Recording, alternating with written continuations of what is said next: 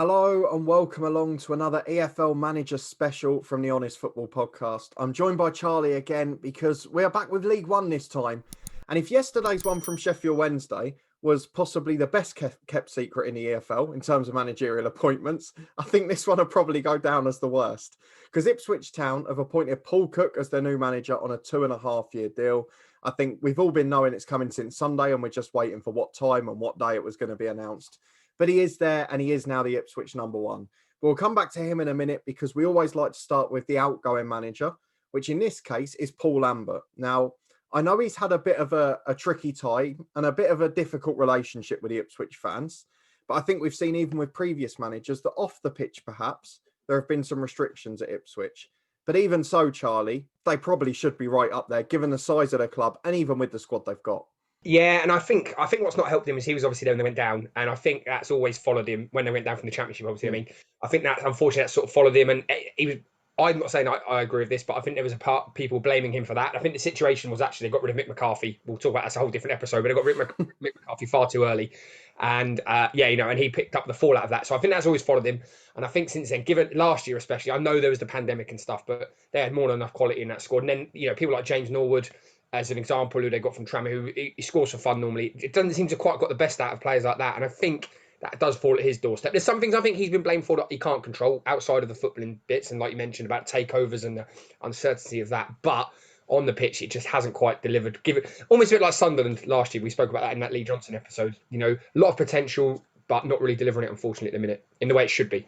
Yeah, and I think, to be fair, one of the other things we've got to say about Paul Lambert is probably the best stint or the most successful on paper of his managerial career was with Norwich. So coming to Ipswich in that situation was never going to end well, really, was it? Or even start well in some cases. No, to be honest, and I think, it's that expectation. I think in some ways going to a club like Ipswich in League One, you think, okay, it might be a bit of an easier task given the players they've got, but then you've got to live up to that expectation of we really should be bouncing back straight away. And maybe the infrastructure of the club hasn't helped him, but I still think the quality they've got in that side. They've lost too many games. I think the top 8, they've lost equal most in the top 8. Drawn 5, drawn at least one of the least in the league of that sort of top half of the table. So I think that probably shows it's either gung-ho or they end up getting beat. And I think you need to be a bit more stable, a bit more consistent in that. And I think that's probably what's been his Achilles heel a little bit here. Yeah, and I think that's one of the things I would concur with. It's been a difficult situation. He took over obviously after the Paul Hurst experiment, which didn't really work out, and they were always in trouble in trying to play catch up then. But once they got down to League One, you'd probably argue he hasn't done enough to keep his job. And you may even argue, based on the current climate, he was quite lucky to keep his job as long as he did, given the recent managerial specials we've had. But we'll talk about the off-the-pitch stuff at Ipswich, but let's get straight in and sink our teeth into the new man, which is Paul Cook. Now, you've got to be pretty surprised by this because we have done about 6 or 7 Championship manager specials this year, where myself and Craig have sat patiently while you salivate over Paul Cook for multiple minutes and tell us why he should have the job. So you must be delighted for Ipswich fans to see Paul Cook here. Yeah, I'm not part of the Paul Cook fan club. Do you know what it is? I just think, on a very quick side note, I think you need people like Paul Cook in the game. I think he's good for the game. I think he plays the right way, but he's also effective in that. And I just think it's great to see people like him getting opportunities at clubs. And I suppose my caveat on this is I didn't really want him. I'm sounding like talking like his agent. I didn't want him going into an uncertain situation like this. I think there's other jobs he's been linked with that were just a bit more stable off the pitch. Others maybe not so, but a bit more stable off the pitch, for example. This takeover thing, I'm sure we could do a whole episode on that. This takeover thing is a bit worrying, and you do see this happen where the club then suddenly implodes, and someone's reputation like Paul Cook, who's still fairly early in his career, as much as he's got a brilliant reputation, he's still fairly early on, can be a bit of a reputation hitter. I don't necessarily know if this is necessarily the right job for him. However, it is great to see him back in the game. He's been out of it for far too long, in my opinion. Let's talk about on the pitch, because there's no doubt in that Ipswich fans are quite excited, and you can see why, given that the job he's done at recent clubs. But he's here on a 2.5-year deal. He's got great experience at this level and across the EFL, and he's got a proven track record at promotion. I mean, all of the last 3 clubs he's at, he's won a title. So League 2 with Portsmouth and with Chesterfield, and League 1 with Wigan, and he kept them up and almost produced the greatest of miracles last season. He's certainly got the CV that will get fans excited, hasn't he? Absolutely, and I think that's what Ipswich need. If you look at their position in the table, albeit they're 8th, goal difference of +5, when you take any of the teams above them, all got scored more goals, but particularly I mean, Doncaster, who we spoke about yesterday, in 6th, plus 11, Sunderland plus 20. So there's clearly a lack of, not excitement, but maybe a bit of flair, a bit of creativity there. You look at Ipswich's last 7 or 8 games, I think they only scored, you can count on one hand how many goals they've scored. It's a lot of 1-0 losses, 0-0s, that kind of thing. So maybe a bit of rejuvenation. And Paul Cook does have a good brand of football. It is risky. I'm sure if you watch Wigan last year, there is a certain risk to it, but it does pay off. His win percentage as an average across all the clubs he's managed at is well into the 40s. And actually, at one club, that's hard to do. But to do that across 4 or 5 clubs, take out the little brief period at Accrington, he's been very good at what he's done. And more importantly, Wigan last year, they weren't relegated, obviously, because of the football, sadly. It was all the other stuff. So I think this is what Ipswich need. I think they need a bit of rejuvenation, a bit of an injection of flair and creative prowess, I think. And I think he might get that out of those players. He's worked in this sort of environment before. So, yeah, for me, it's a good appointment, but I just hope it doesn't ruin his reputation.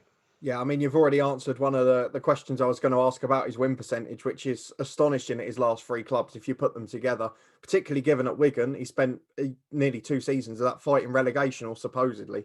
But you've got to talk about the situation that Ipswich are in, which is, as you mentioned, they're not scoring goals. They're one of the better teams defensively, but Paul Cook generally has played entertaining football, particularly with his Portsmouth side and in League One with Wigan. They were scoring goals for fun. So if you can get that going, and with Gary Roberts assisting him, who's a creative player himself back in the day, it's got to be a good combination, hasn't it? Oh yeah, definitely. And I think if you take Ipswich's stats, I think they average a goal a game and average conceding a goal a game. So that has to change. Otherwise, you are going to end up in mid-table mediocrity, which is fine for maybe some clubs in League One. But as we go back to most episodes of these episodes, is the expectation. So on that basis, you would like to think that brand will suit the players that they've got as well. It's a very technically good side, so I think he should be able to get the best out of them. Obviously, the difficulty being is you don't want to be too far adrift. They're not at the minute, but new manager bounce. But there is going to be then that come down from that. Is hopefully they're still within touching distance by that point. And we'll get on to the fixtures and what you think for the rest of the season, because actually, it's got a pretty tough start. Gillingham away, Lincoln at home, Plymouth at home is a pretty treacherous start. But the flip side of that is the final 10 games, they play, I think, all of the bottom 6. And they've got what you would consider on paper probably the most favourable run of those sides at the top. So potentially, could he be taking over at a very good time to make himself look good by the end of the season if he gets in the playoffs? Well, yeah, I mean, to be honest, I think if there's a few managers out there who could maybe have an instant impact, and he's done that. In fairness, if you look when he was at Wigan and Portsmouth, straight away he hit the ground running with them. So I think on that basis, yeah, it's then important what happens after that. And what I'm saying is I think that Ipswich have done well. It's whether they've got that sustainability. If he does get them up, the recruitment then over the summer is important. But if they don't get up, I think given the season they've had so far, just reaching the playoffs, and I shouldn't say clubs like Ipswich because there's a lot of fans who rightly get annoyed at that sentence, but maybe actually just getting to the playoffs is an achievement this year, and then next year is the expectation. Right, really, we've got to be looking at automatic promotion. Given the year they've had, pre-season I wouldn't have said that, but at the minute, you're not giving them a lot of time, albeit there's some games that you'd think they'd win on paper. There's still a lot of work to be done, and you can't change that overnight, that maybe slightly negative defensive display. So it's going to take a little while for him to change that. No, that's fair enough. And I guess the one benefit he's got, because the Paul Lambert situation was largely because of differences off the pitch towards the end, is he actually comes into a job with a team that's had back-to-back wins, which must be a positive as well. Oh, absolutely. In that sense, I think I completely agree with you. I think that momentum is so important at this stage of the season, particularly now, as for obvious reasons of the season starting ever so slightly later, the thick and fast games, midweek, etc. You need that momentum, and actually speaking to, as we have done to different pros and stuff, that can carry you through so much, regardless of the ability of the dressing room. Do you know what I mean? So I think that's a good thing, and they've got that bounce of those 2 wins. It's just maybe in his instance, then, is it just tweaking a few bits rather than trying to do a massive overhaul at the minute? In terms of scoring, they score more goals late on into a game, which is actually quite surprising because a lot of the manager specials we've done is when teams tend to falter, whereas if Ipswich recently it's been a bit more, they come into their own a bit then. But they just haven't, what is surprising, they have an average across the whole game. There's no clear area where they seem to be letting more goals in than others, which is a bit worrying in a sense because actually how do you address that? 10-15% of their goals across all of those 10-minute increments, it's tough to identify that. So for me, maybe it's just tweaking that attacking line and go from there, really. We have to get to the hard questions now. I mean, I agree with you that I don't know if we'll see the true Paul Cook Ipswich straight away because I think it is going to be tweaks till the end of the season. But with Ipswich currently in 8th place, 2 points off the playoffs, I'm not even going to start talking about games in hand and not because everyone's played something different. But do you think Ipswich will be in the top 6 come the end of the season? Yeah, and I'll tell you why, and it's just linking to, and this is not a cheap plug for yesterday's episode. I think Darren Moore leaving Doncaster, albeit they weren't in the greatest of form, that's another team that I think will start to maybe, unfortunately, drop a little bit. That opens up another space for Ipswich. And I just think if he can get something out of that forward line at Ipswich, tweak it a little bit, give them a bit more freedom up top, I think you'll suddenly see a change offensively for them. And I think that could be enough. And you've mentioned that momentum of already winning the last couple of games and just improving on that. So, yeah, I think they're heading in the right direction. I think team, for example, like Doncaster above them are heading downwards. So in theory, they should get there. The only thing I will say is, like we mentioned at the very beginning of this episode, as long as the off the pitch stuff stays off the pitch for now, I think they'll make it. And then I guess you've made me ask you a follow-up question, which is you've said they're going to make the playoffs, and I'm not going to let you off that easily. What's going to happen once they get there? I don't know. You got obviously Peterborough running away with it. I think they will probably have enough to keep going to the end of the season. Below that, Hull, Portsmouth, Sunderland, they're all big teams. But then actually, as we've seen in the playoffs, quite often those teams who finish better seem to get on and do better in the playoffs. So maybe as an outside bet, maybe Ipswich could do it. I think unfortunately it'll be one of Hull, Portsmouth, or Sunderland who will have enough, particularly with Lee Johnson in charge, to get through. So I think maybe get to the final, get beat by one of those three, unfortunately. Well, you've surprised me because this is going to lead to a very different final question because I'm going to stick my back on the line, and I don't often do this because I normally get to be the sit on the fence person, but I'm going to say Ipswich will make the top six. They'll sneak in sixth or fifth place and they will win the playoffs, which is what I predicted at the start of the season before I knew any of this had happened. And if you remember, I said at the start of the season, Paul Lambert will get sacked early on, the new manager will get momentum, and then they'll win the playoffs. It's happened a bit later than I'd expected, but it's still going to come true. But let's move on to the final one. Obviously, he's got a 2.5-year deal. I think we're in unanimous agreement that he's the right man for the job or a very good appointment for Ipswich. So what do you see from Paul Cook's tenure? What do you see happening in the longer term? If they're not going up this year, what do you see beyond that? Yeah, if they don't go up this year, I'll be amazed if they don't go up next year. But as I say, I keep going back to utopian sort of environment where the board stay away from it and all of this takeover goes over smoothly. Everyone gets on the pitch. There's no reason whatsoever. If they don't go up this year, they shouldn't go up even automatically next year, to be brutally honest, if he's given what the time and resources to do that.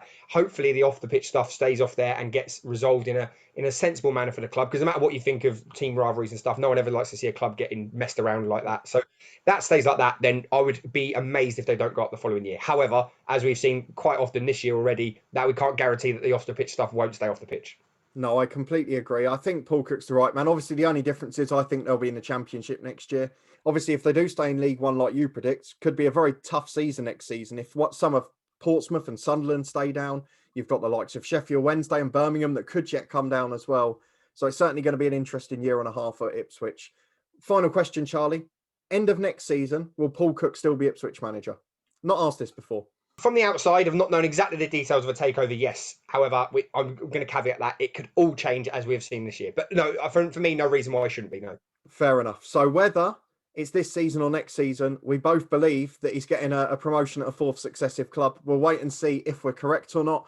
We could go on a day about the takeover, but we're not going to start speculation and rumours. So if you did enjoy this one, please do put a thumbs up on it. Subscribe down below for regular content from the podcast. Of course, Charlie's nicely plugged our Sheffield Wednesday special yesterday, and there's much, much more to come, including match day championship predictions every single week.